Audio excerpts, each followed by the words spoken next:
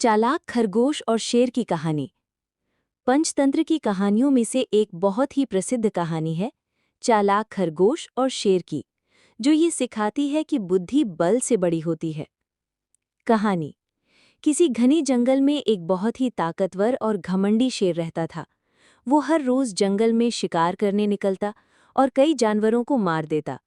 जंगल के सभी जानवर उससे बहुत डरते थे।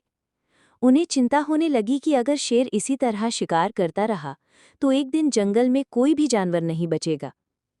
इस समस्या का हल निकालने के लिए सभी जानवर इकट्ठा हुए और शेर के पास गए।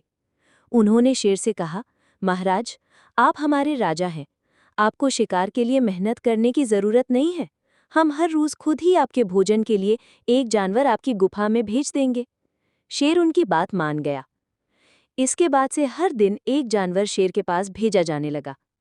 एक दिन एक छोटे से खरगोश की बारी आई। वो बहुत ही चतुर था और अपनी जान बचाना चाहता था। उसने एक योजना बनाई और जानबूझकर शेर की गुफा में देर से पहुंचा। जब खरगोश गुफा में पहुंचा तो शेर भूख से बेहाल और गुस्से में था।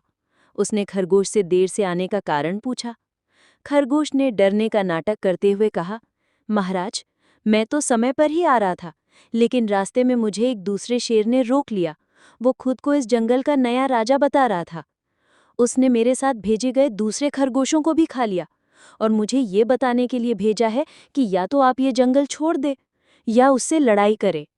ये सुनकर शेर को बहुत गुस्सा आया।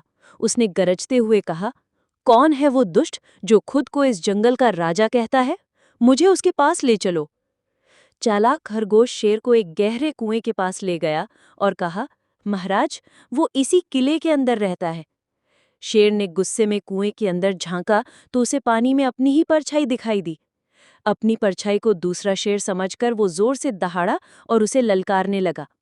जब कुएं से भी दहाड़ने की आवाज आई, जो उसी की दहाड़ की गूंज थी, तो शेर बिना सोचे समझे उस दूसरे शेर पर हमला करने के लिए कुएं में कूद गया और डूबकर मर गया।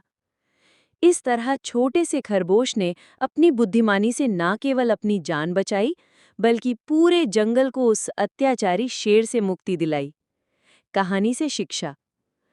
इस कहानी से ये शिक्षा मिलती है